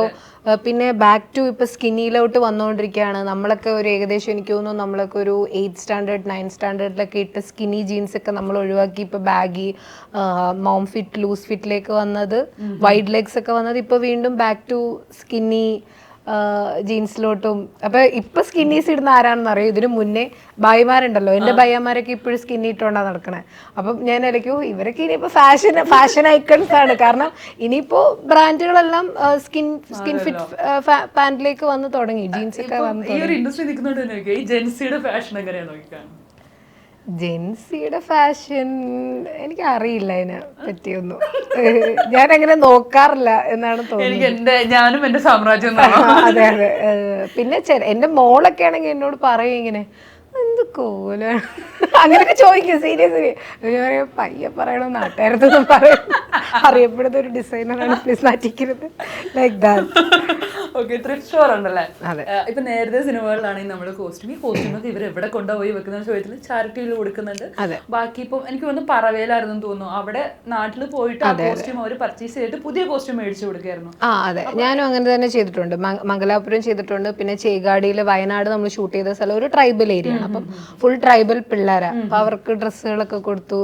എനിക്ക് തോന്നുന്നു ചേകാടിയിലെ ഒരു ലൊക്കേഷനിൽ നമുക്ക് എപ്പോഴും ഉണ്ടായിരുന്നു പറഞ്ഞാൽ ഇവർ ഈവനിങ് ചായ കുടിക്കാൻ വരും. നമ്മുടെ ഒരു പാർട്ടായി മാറി അവിടുത്തെ പിള്ളേരെല്ലാം. ലൊക്കേഷനിൽ രസകരമായിട്ടുള്ള എന്തെങ്കിലും ചിദംബരത്തിനോടോ അങ്ങനെ എന്തെങ്കിലും പങ്കുവെക്കാനായിട്ട് നമ്മുടെ ഓഡിയൻസിലേക്ക്? ഫുൾ ടൈം രസം തന്നെ. അതായത് ലൊക്കേഷൻ എന്ന് പറഞ്ഞു കഴിഞ്ഞാൽ നമ്മളൊക്കെ ചിന്തിച്ചിട്ടുണ്ട് അവിടെ നമുക്ക് ഫോണിന് റേഞ്ച് ഒന്നും കിട്ടില്ല. അപ്പൊ നമ്മളിപ്പോഴും ചിന്തിക്കുന്നത് തിരിച്ച് ബാക്ക് ടു കൊച്ചി വന്നെങ്ങനെ ജീവിക്കും. ഫുൾ ടൈം സൗണ്ടും ബഹളവും. ഇത് നമ്മളെങ്ങനെയാന്ന് വെച്ച് കഴിഞ്ഞാൽ ഒരു എന്താ പറയാ, ഒരു ഹോളിഡേ അങ്ങനെയാ ഫീൽ ചെയ്യണേ. അതെ, നമ്മളിങ്ങനെ കൗണ്ട് ഡൗൺ ആണ്. ഇന്ന് എത്ര ആനയെ ആർക്കൊക്കെ കാണാൻ പറ്റി, ഇന്ന് പുലി വരുമോ വരില്ലേ, ഇന്ന് എത്ര മാനുണ്ട്, അങ്ങനെയൊക്കെയാണ്. അപ്പം നമ്മൾ നിക്കണ റിസോർട്ടിന്റെ ഫ്രണ്ടിലും വരും ആന. അപ്പൊ ഇവന്റെ പേരെന്താ? പക്ഷെ നമ്മളിങ്ങനെ എന്തെങ്കിലും ചിലപ്പം ലേറ്റ് നൈറ്റ് ഒക്കെയാണ് ഷൂട്ട് കഴിയുന്നെങ്കിൽ ഇങ്ങനെ വരുന്ന വഴി കാണും. അപ്പം ഒരുപാട് ഇഷ്ടം മാന അവസാനം ഇപ്പൊ മടുത്തു തുടങ്ങി. ഇവൻ എന്നും വന്നിക്കുന്നുണ്ടല്ലോ, ഒരു പുലിയൊക്കെ വിളിച്ചിട്ട് വന്നൂടെ, ആ ഒരു ഫീൽ ആവും. പിന്നെ എനിക്ക് തോന്നുന്നു നമ്മള് ഒരു ദിവസം രാത്രി ഇങ്ങനെ ഇതുപോലെ നല്ല ലേറ്റ് ആയിട്ട് വന്നോണ്ടിരിക്കുമ്പം പിന്നെ ഞാനുണ്ട്, ഗണു, ശ്രീരാഗ്, ബിൻചേട്ടൻ അസോസിയേറ്റ് ഡയറക്ടറാണ്, ശ്രീരാഗും ചീഫ് അസോസിയേറ്റ് ഡയറക്ടറാണ്. പിന്നെ ഗണും ഞാൻ ഇങ്ങനെ വന്നുകൊണ്ടിരിക്കുക. അപ്പോൾ വഴിയിൽ ബ്ലോക്കായിട്ട് നിർത്തിയേക്കാണ് ആന. നമുക്ക് പോകാൻ കഴിയില്ല, എന്ത് ചെയ്യും? പിന്നെ നമ്മള് ടോർച്ച്, സത്യം പറഞ്ഞാൽ അത് പിട്ട് നിൽക്കുക, അതിന് വഴി കാണാൻ പറ്റുന്നില്ല. എന്നിട്ട് അതിനെ നമ്മളവിടെ നിക്കണം. നമ്മളൊരു 15 മിനിറ്റ്സ് 20 മിനിറ്റ്സ് നിന്ന് കഴിഞ്ഞപ്പോൾ മനസ്സിലായി അളിയന് ഇത് വഴി അറിയാത്തോണ്ടാണ് ഇവിടെ നിക്കണത്, ഉപദ്രവിക്കാനൊന്നുമില്ല. അപ്പം നമ്മൾ പയ്യേട്ട് നമ്മുടെ കയ്യിൽ ടോർച്ച് ഉണ്ടാവും. ഈ നമ്മളെ അവിടുത്തെ ഒരു ലൈഫ് സ്റ്റൈലുമായിട്ട് നമ്മൾ മാറിക്കഴിഞ്ഞ് എന്തൊക്കെ കൈ വെക്കണം എന്നൊക്കെ ഉള്ള ഒരു ഇത് നമ്മൾ ടോർച്ച് അടിച്ചു കൊടുത്തപ്പോൾ അത് വഴി കാണിച്ചു കൊടുത്തപ്പോൾ അത് വഴിയിലോട്ട് പോയി. രജിഷ വിജയന്റെ ഫേസ് കട്ട് ആദ്യം പറഞ്ഞിട്ടുണ്ടോ? ഒരുപാട് പേര് പറഞ്ഞിട്ടുണ്ട്. ഞാനിപ്പോഴും ഇവിടെ നിങ്ങൾ ആലോചിക്കുകയാണ്, ഈ ഫേസ് ഞാൻ എവിടെയോ കണ്ടിട്ടുണ്ടല്ലോ, കറക്റ്റ് ചിരി. നമ്മള് ബഹ്റൈനിലല്ല, എനിക്ക് തോന്നുന്നു ഖത്തറിൽ ഒരു ഷോയ്ക്ക് പോയി. അപ്പം ഇപ്പോഴൊന്നും അല്ല, എനിക്ക് തോന്നുന്നു 2019 18-19 കോവിഡിന് മുന്നെയാണ്. അപ്പം രജിഷ വന്നിട്ടുണ്ടായിരുന്നു. അപ്പം ആളെന്നോട് ചോദിച്ചു, നല്ല കണ്ടു പരിചയം ഉണ്ടല്ലോ. അപ്പം ഞാൻ എൻ്റെ കണ്ണട വെച്ചിട്ടുണ്ടായിരുന്നു. ഞാൻ ദൂരിട്ട് പറഞ്ഞു, നമുക്ക് മിററിലൊന്ന് നോക്കിയാലോ. പക്ഷെ ഇപ്പൊ എനിക്ക് തോന്നുന്നു ഞാൻ കുറച്ചും കൂടി വണ്ണമൊക്കെ വെച്ചിട്ട് അവര് ഫേസ് കട്ട് പോയതാ കരുതിയത്. പക്ഷെ ഇപ്പൊ പറഞ്ഞപ്പോ മനസ്സിലായത് അവിടെ ഉണ്ടോ. ഫേസ് കട്ട് പോയിട്ടില്ല കേട്ടോ. ഇപ്പൊ ബാലൻസ് സിനിമ എടുക്കുകയാണെന്നുണ്ടെങ്കിൽ നമ്മള് കോസ്റ്റ്യൂമിന്റെ കാര്യം മൊത്തം പറയുമ്പോഴും കോസ്റ്റ്യൂം ഡിസൈനർ എന്ന നിലയ്ക്ക് ഒരുപാട് ചലഞ്ച് നേരിട്ടിട്ടുണ്ടാവും. അതിൽ പ്രധാനപ്പെട്ട വെല്ലുവിളി എന്തായിരുന്നു? എനിക്ക് തോന്നുന്നു നമ്മൾ ഷൂട്ട് ചെയ്യുന്ന ലൊക്കേഷൻസ് ആണ് പ്രധാനപ്പെട്ട വെല്ലുവിളി. ബാലനെ സംബന്ധിച്ചിടത്തോളം ആദ്യത്തെ 1 മാസം ട്രാവൽ ഷൂട്ടാണ്. നമുക്ക് ഒന്നും സ്റ്റിച്ച് ചെയ്യാനോ പ്രെപ്പ് ചെയ്യാനോ ഒന്നും പറ്റില്ല. അപ്പോൾ നമുക്ക് പ്രെപ്പ് ചെയ്യേണ്ടി വരും. കാരണം എന്ന് വെച്ച് കഴിഞ്ഞാൽ ഒരു ലൊക്കേഷനിൽ നമ്മൾ 2 ദിവസം ഉണ്ടാവുള്ളൂ. അപ്പം സാധനങ്ങൾ വാങ്ങിച്ച് പുറത്തിട്ട് മെഷീനിട്ട് അടിച്ച് അല്ലെങ്കിൽ ഒരു ബേസ് ഇല്ല നമുക്ക്. നമ്മളിങ്ങനെ റണ്ണിങ് സെഗ്മെൻ്റ് ആണ്. അതൊരു ചലഞ്ചാണ്. നമുക്ക് ആദ്യത്തെ 10 ദിവസത്തെ കോസ്റ്റ്യൂം വെച്ചിട്ട് സ്റ്റാർട്ട് ചെയ്യാൻ പറ്റില്ല. We need to buy whole ആ ഒരു 30 ഡേയ്സിലെയും ചാർട്ട് നോക്കിയിട്ട് തന്നെ വാങ്ങിക്കേണ്ടി വരും. ആ ചാർട്ട് ചിലപ്പോൾ അങ്ങോട്ടും ഇങ്ങോട്ടും മാറാം. എനിവേ മാറുവാണെങ്കിലും ഈ 30 ദിവസത്തിനകത്തേ കിടന്ന് കളിക്കുള്ളൂ. പിന്നെ അത് നെക്സ്റ്റ് ചലഞ്ചസ് ജയിലിന് നമ്മൾ ഏകദേശം ഒരു 80+ ജയിൽ കോസ്റ്റ്യൂംസ് ചെയ്തിരുന്നു. അപ്പം ഈ 80+ നമുക്ക് വെറുതെ അടിച്ചെടുത്താൽ പോരാ. ആദ്യം ഈ ഫാബ്രിക് വാങ്ങണം, പിന്നെ അതിനെ ആസിഡ് വാഷ് ചെയ്യണം, പിന്നെ അത് നല്ല കോറ എന്ന് പറഞ്ഞിട്ടൊരു ഫാബ്രിക്കാണ് ചെയ്തത്. അപ്പം ആ ഒരു 80 ഔട്ട്ഫിറ്റ് ഉണ്ടാക്കി എടുക്കാൻ ഉള്ള ഒരു പാട് അത് എനിക്ക് തോന്നുന്നു. പക്ഷെ ഒരു ചേട്ടന്മാരൊക്കെ കൂടി ഒരു 5-6 ദിവസം കൊണ്ട് തീർത്ത് തന്നിട്ടുണ്ടായിരുന്നു. പിന്നെ എനിക്ക് തോന്നുന്നു നമ്മുടെ ലൊക്കേഷൻ ചേകാടി എന്ന് പറഞ്ഞിട്ടുള്ള ലൊക്കേഷൻ അറിയാലോ, നേരത്തെ പറഞ്ഞ പോലെ ഒരു കട വേണമെങ്കിൽ തന്നെ നമ്മൾ എത്രയോ കിലോമീറ്റേഴ്സ് പോകണം. ബത്തേരി ഉള്ളത്, പിന്നെ മാനന്തവാടി ഉണ്ട്. നമുക്ക് വേണ്ട സാധനങ്ങൾ വേണമെങ്കിൽ കാലിക്കറ്റ് തന്നെ പോകണം എന്നുള്ളതാണ്. So I'm being like travelling too. അങ്ങനെ എന്തെങ്കിലും ഒരു ഇൻസിഡന്റ് ഉണ്ടായിട്ടുണ്ടോ അത്രയും ബുദ്ധിമുട്ടി? എപ്പോഴും പോയി വരിക, എപ്പോഴും കാലിക്കറ്റ് തന്നെ. ചുരം ഇറങ്ങി, എനിക്കിപ്പോ ചുരമൊക്കെ ഇറങ്ങി പോകണം പറ്റിയ ഓക്കെ ചേട്ടാ ബാ നമുക്ക് അപ്പുറത്ത് വീട്ടിൽ വരെ പോയിട്ട് വരാനുള്ള.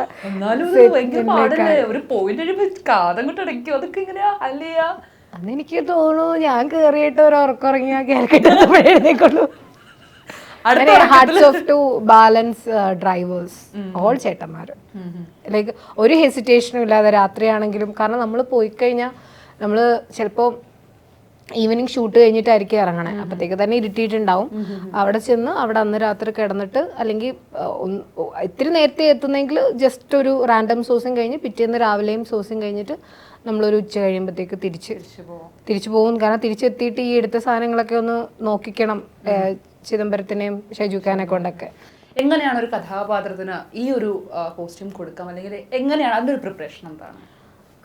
പറഞ്ഞ പോലെ തന്നെ കഥ വായിക്കും. പിന്നെ എനിക്ക് directors brief is very important. കാരണം എന്ന് വെച്ച് കഴിഞ്ഞാൽ അവരാണ് ഇപ്പൊ കഥാകാരൻ എഴുതുമെങ്കിലും visual is from director. So എനിക്ക് ആളെങ്ങനെയാണ് ആ ക്യാരക്ടറിനെ രൂപം കൊണ്ടിരിക്കുന്നത് എന്ന്. ഇപ്പം ഫോർ എക്സാമ്പിൾ സിനാനെ ഞാൻ ശരിക്കും പറഞ്ഞു കഴിഞ്ഞാൽ എടുത്തിരുന്നത് ചില്ല പാർട്ടി എന്ന് പറഞ്ഞിട്ടൊരു ഹിന്ദി ഫിലിമിന്റെ റെഫറൻസ് ആണ്. Full Mangalorean boys and Sinan. അപ്പം പക്ഷെ അതിനകത്ത് ബാക്കിയുള്ള പോർഷനും അത് ആപ്റ്റാണ്. പക്ഷെ സിനാന് എന്നോട് ചിദംബരം പ്രത്യേകം പറഞ്ഞു, സിനാൻ ഇസ് ലിവിങ് വിത്ത് അബ്ബ.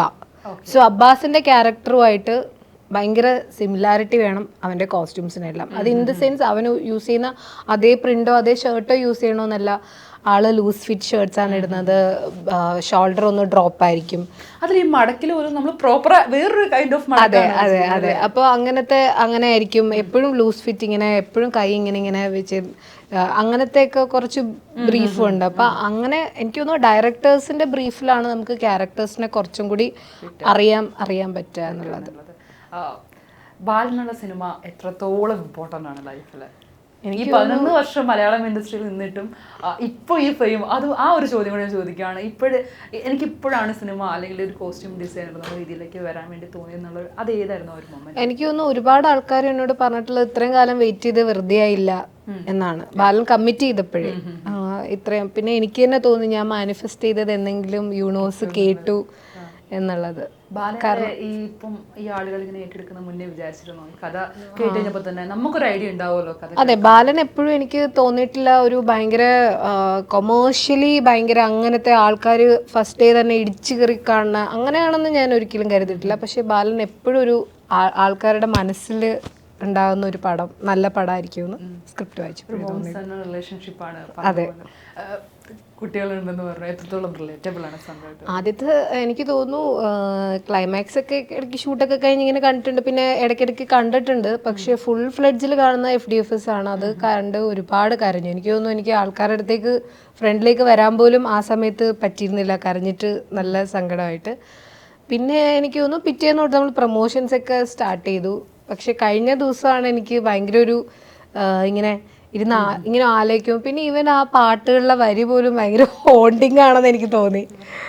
അങ്ങനെ അതെ, ഞാൻ സിംഗിൾ മൊമ്മ ആയിരുന്നു ആദ്യത്തെ മാരേജ് കഴിഞ്ഞിട്ട്. അപ്പൊ അതുകൊണ്ട് തന്നെ എനിക്കിങ്ങനെ കുട്ടിയായിട്ട് ഇങ്ങനെ നടക്കുന്നതും പിന്നെ ഒരു ലൈഫ് സെറ്റിൽമെന്റ് വരുന്നതും ഒക്കെ ആലോചിക്കുമ്പോൾ എനിക്ക് തോന്നുന്നു പാസ്റ്റിൽ ഞാൻ കുറേ ഇങ്ങനെ കെട്ടി മുകളിലോട്ടിട്ട കുറേ സാധനങ്ങളെ ഈ സിനിമ ഇങ്ങനെ വലിച്ച് പുറത്തോട്ട് എടുത്തു എന്നുള്ളത് എനിക്ക് ഫീൽ ചെയ്തു. പക്ഷെ അപ്പൊ ഞാനിടയ്ക്ക് ആലോചിച്ചു ഇതിനകത്തൂടെ കടന്നു പോയിക്കൊണ്ടിരിക്കുന്ന സ്ത്രീകൾ എങ്ങനെയായിരിക്കും ഇതിനെ, സ്ത്രീകളായാലും പുരുഷന്മാരായാലും സിംഗിൾ ഫാദേഴ്സ് ആയാലും എങ്ങനെയായിരിക്കും ഇതിനെ എടുക്കുക, അവർക്ക് എത്രത്തോളം ബുദ്ധിമുട്ടായിരിക്കും. പക്ഷെ ഇത്ര റിയലിസ്റ്റിക് ഫിലിമൊക്കെ വരണം, ഇങ്ങനത്തെ ജീവിതങ്ങൾ നമ്മുടെ ചുറ്റും ഉണ്ടെന്ന് കാണുന്നത് വളരെ ഇമ്പോർട്ടൻ്റ് ആണ്. കുറച്ച് ഇമോഷണലായോ? എന്നാ പറഞ്ഞോളൂ, മലയാള സിനിമയിൽ എല്ലാ ട്രെൻഡുകളും ഫോളോ ചെയ്യുന്ന, അപ്ഡേറ്റ് ചെയ്യുന്ന ഒരു സെലിബ്രിറ്റി ആരായിരിക്കും? എനിക്ക് തോന്നിപ്പോ ബേസിലാണെന്ന് തോന്നുന്നത്. അങ്ങനെയല്ല, മമ്മൂക്കയെ തോന്നിയിട്ടുണ്ട്, ആള് കൊള്ളാലോ. അങ്ങനെ വയസ്സായാലും ഞാൻ വിചാരിക്കും ഇതേപോലത്തെ ഒരു മെന്റൽ സ്റ്റെബിലിറ്റി ടു നമ്മളുടെ ബോഡിയെ നമ്മളിങ്ങനെ തന്നെ സൂക്ഷിക്കണം, അല്ലെങ്കിൽ ഇങ്ങനെ ആൾക്കാരിലേക്ക് പോർട്രേ ചെയ്യണം എന്നൊക്കെ രീതിയിൽ അങ്ങനെ വേണമെന്ന് ഇൻസ്പയർ ആയിട്ടുള്ള ഒരു ആളാണ്. ഓക്കെ, ഇനി മലയാള സിനിമയിൽ ആരോടൊപ്പം പ്രവർത്തിക്കണം എന്നാണ് ആഗ്രഹം? എനിക്കിങ്ങനെ നടന്മാരോ നല്ലൊരു സിനിമ ചെയ്യണം, അതെ, നല്ല സിനിമ ചെയ്യണം എന്നുള്ള ആഗ്രഹങ്ങളേ ഉള്ളൂ. ഇനിയായാലും ഇന്ന ആൾക്കൊരു കോസ്റ്റ്യൂം കൊടുക്കണം എന്നുള്ളത് നമ്മളൊരു ബക്കറ്റ് ലിസ്റ്റിൽ ഉണ്ടാവും. മമ്മൂക്ക, ലാലേട്ടൻ, അങ്ങനത്തെ അതെ അതെ, അതായത് സീനിയർ ആൾക്കാർ. പിന്നെ എനിക്ക് കൂടുതലും ഡയറക്ടേഴ്സ് ഓറിയന്റഡ് ആണ്. Favourite director? എനിക്ക് ദിലീഷ് പോത്തൻ്റെ കൂടെ വർക്ക് ചെയ്യണമെന്ന് ആഗ്രഹമുണ്ട്. പിന്നെ അങ്ങനത്തെ പീരിയോഡിക് ആണോ ഇഷ്ടം? ആ പീരിയോഡിക് ഭയങ്കര ഇഷ്ടമാണ്. പക്ഷെ കളറൊക്കെ ഭയങ്കര ലൗഡായിട്ട് ഇഷ്ടപ്പെടുന്ന ഒരാൾക്ക് ഇങ്ങനെ പീരിയോഡിക്കിനോട് ഇത്ര എനിക്ക് ഭയങ്കര ഇഷ്ടം പീരിയോഡിക് ആൻഡ് ഹിസ്റ്ററി. എനിക്ക് ഭയങ്കര ഇഷ്ടമല്ലേ തന്നെ. കാരണം എൻ്റെ വീട്ടിൽ ഞാൻ റീസെൻ്റ്ലി ഒരു കട്ടിൽ വാങ്ങി. കട്ടിലെന്ന് പറഞ്ഞു കഴിഞ്ഞാൽ നോർമൽ കട്ടിലല്ല, അതൊരു ഓപ്ഷൻ പോലത്തെ ഒരു കട്ടിലാണ്. പണ്ട് എൻ്റെ ഉപ്പുപ്പ കിടന്നിരുന്നത് ഒരു വരിഞ്ഞ നീലക്കട്ടില. അപ്പം അതേപോലത്തെ ഒരു കട്ടില് ഒരു മറ്റേ പഴയ സാധനങ്ങൾ വെക്കണ ഒരു കടയിൽ നിന്ന്, വിൻറ്റേജ് ഷോപ്പിൽ നിന്ന് ഇത് വെച്ചപ്പം ഞാനത് വാങ്ങി വീട്ടിൽ കൊണ്ടിട്ടുണ്ട്. പ്രത്യേകിച്ച് പ്രയോജനമൊന്നുമില്ല. ലൈക്ക് അങ്ങനത്തെ സാധനങ്ങളെ ഇഷ്ടപ്പെടുന്ന ഒരാളാണ്. അപ്പം അതുകൊണ്ട് തന്നെ ഹിസ്റ്ററി അങ്ങനത്തെ സാധനങ്ങൾ ഭയങ്കര ഫ്ലെക്സിബിൾ ആണെന്ന് തോന്നുന്നില്ല എല്ലാത്തിനോടും. കൊമേഴ്ഷ്യൽ ആണെങ്കിൽ കൊമേഴ്ഷ്യനോട് ആ രീതിക്ക് അനുസരിച്ചൊരു കളർ കൊടുക്കാനും, പീരിയോഡിക് ആണെങ്കിൽ അതെ നമ്മളതനുസരിച്ച് വർക്ക് ചെയ്യണമല്ലോ. നമുക്ക് ഇന്നതേ പറ്റുള്ളൂ എന്നില്ല, നമുക്ക് എല്ലാം പറ്റും. അതാണല്ലോ ഇപ്പൊ ഞാനൊരു എക്സാമ്പിൾ പറയാം. എൻ്റെ ലൈഫിൽ നടന്നൊരു ഇൻസിഡന്റ് ആണ്. കോവിഡ് വന്നപ്പോൾ നമുക്ക് ഷൂട്ടെല്ലാം ഷട്ട് ഡൗൺ ആയി. അപ്പം നമ്മളിങ്ങനെ ഫ്രണ്ട്സ് എല്ലാം കൂട്ടിരുന്ന് ഇങ്ങനെ സംസാരിച്ച് വന്നപ്പം ഗണു പറഞ്ഞു നമുക്കൊരു ഹോട്ടൽ തുടങ്ങിയാലോ എന്നിങ്ങനെ പറഞ്ഞു. അത് കഴിഞ്ഞു, അവനത് കഴിഞ്ഞിട്ട് പോയി. എന്നിട്ട് ഞാൻ എന്ത് ചെയ്തെന്ന് പറഞ്ഞു കഴിഞ്ഞാൽ ആ ടൈമിൽ ഞാൻ ഷൂട്ട് ചെയ്തതിൻ്റെ പൈസ ഒക്കെ കിട്ടിയിട്ട് ഞാനിവിടെ ബ്രോഡ്വേ പോയി എൻ്റെ വണ്ടി നിറച്ചും സാധനങ്ങൾ വാങ്ങിയിട്ട് ഞാൻ വീട്ടിൽ പോയിട്ട് വീടിൻ്റെ ഫ്രണ്ടിൽ ഒരു മറ്റേ കട്ട്ലറ്റ് കച്ചവടം തുടങ്ങി. Seriously on covid time. കടയൊന്നുമില്ല, ആൾക്കാർക്ക് വാങ്ങിക്കാൻ. ഞാൻ ഒരു കെനോപ്പി ഒക്കെ വാങ്ങി, എന്നിട്ട് കെനോപ്പി ഫിറ്റ് ചെയ്തു. ആദ്യത്തെ ദിവസം എൻ്റെ ഉപ്പച്ചി ഭയങ്കര അടി. എൻ്റെ ഈ വീടിൻ്റെ ഫ്രണ്ടിൽ കെനോപ്പി ഒക്കെ വെച്ച് നാണം കെടുത്തല്ലേ സ്വപ്നം എന്നൊക്കെ പറഞ്ഞിട്ട് സീനാക്കി എന്നെ. വിളിച്ച് പറഞ്ഞോ? ഇല്ല, അവന് ഇന്റർവ്യൂ കാണുമ്പോഴായിരിക്കും. അല്ലെ, ഞാൻ തുടങ്ങിയ കാര്യം അവൻ അറിഞ്ഞു, പക്ഷെ ഇതാണ് ഇൻസ്പിറേഷൻ അവനറിയില്ല. നിർത്തിയുണ്ടോ ഇപ്പോ? എങ്ങനെ നിർത്തി? അത് ഉള്ളി കോവിഡ് ടൈം. അത് കഴിഞ്ഞ് ഷൂട്ട് സ്റ്റാർട്ട് ചെയ്തപ്പം ഐ വെന്റ് ഓഫ്. ബട്ട് ആ സമയത്ത് നമുക്ക് വരുമാനമൊന്നുമില്ല, എനിക്ക് പ്രത്യേകിച്ച് ജോലിയൊന്നുമില്ല. എൻ്റെ ഒരു കസിൻ ബ്രദറിനെ തൃശ്ശൂരിൽ നിന്ന് ഞാൻ വിളിച്ചു വരുത്തി. അവന് ഇത്തിരി അരിഞ്ഞു തരാനൊക്കെ അറിയാം. So he'll help me to do. പിന്നെ ഞാൻ നോക്കുമ്പോൾ ഈവനിങ്ങിലൊക്കെ വൻ തിരക്ക്. നമുക്ക് തിരക്ക് ഹാൻഡിൽ ചെയ്യാൻ പറ്റുന്നില്ല ആൾക്കാരുടെ. ഞാൻ കൊടുത്തോണ്ടിരുന്നത് ചട്ടിപ്പത്തിരി, ഇറച്ചിപ്പത്തിരി, ഈ കട്ട്ലേറ്റ്, അങ്ങനത്തെ സാധനങ്ങൾ. അപ്പോൾ അല്ല, എനിക്ക് ആകെ ഇത്രയേ ഉള്ളൂ. ഇതില്ലെങ്കിൽ അത് ഐ ചേഞ്ച്. എനിക്ക് സർവൈവ് ചെയ്യണം എന്നുള്ളതാണ് എൻ്റെ ലൈഫിൽ ഞാൻ പഠിച്ച പാഠം. ഫ്ലെക്സിബിൾ ആണ് എല്ലാത്തിനും. അതെ. സിനിമ ബാലനുള്ള സിനിമ ഇപ്പം സ്വപ്നയുടെ കയ്യിലേക്ക് ചിദംബരം തരുമ്പോൾ ട്രസ്റ്റ് ആയിട്ടായിരിക്കും. ആ ഒരു ട്രസ്റ്റ് ഉള്ളതുകൊണ്ടാണല്ലോ തന്നിട്ടുള്ളത്. ആ സിനിമ കഴിയുമ്പോൾ എന്തായിരുന്നു കോസ്റ്റ്യൂം ഡിസൈൻ ആയിട്ടുള്ള ഒരു റെക്കഗ്നൈസ് അല്ലെങ്കിൽ ഒരു അപ്രിസിയേഷൻ എന്തായിരുന്നു? നീ ഹാപ്പി അല്ലേന്ന് എന്നോട് ചോദിച്ചു, ഞാൻ ഹാപ്പി ആണെന്ന് പറഞ്ഞു. അത്രേ. സോ നമ്മുടെ ഇന്റർവ്യൂ അത്രേ ഉള്ളൂ. ഇനി ഇതേപോലെയുള്ള നല്ല സിനിമകൾ ചെയ്യാൻ വേണ്ടി കഴിയട്ടെ. തീർച്ചയായിട്ടും കിട്ടും. ഇത്രയും ഫ്ലെക്സിബിൾ ആയിട്ട് ഇൻഡസ്ട്രിയിൽ നിൽക്കാൻ വേണ്ടി പറ്റുന്ന ഒരാൾക്ക് ഇനി ഇതുപോലുള്ള നല്ല സിനിമകൾ തീർച്ചയായിട്ടും വരും. So once again best wishes. Thank you. Okay, thank U.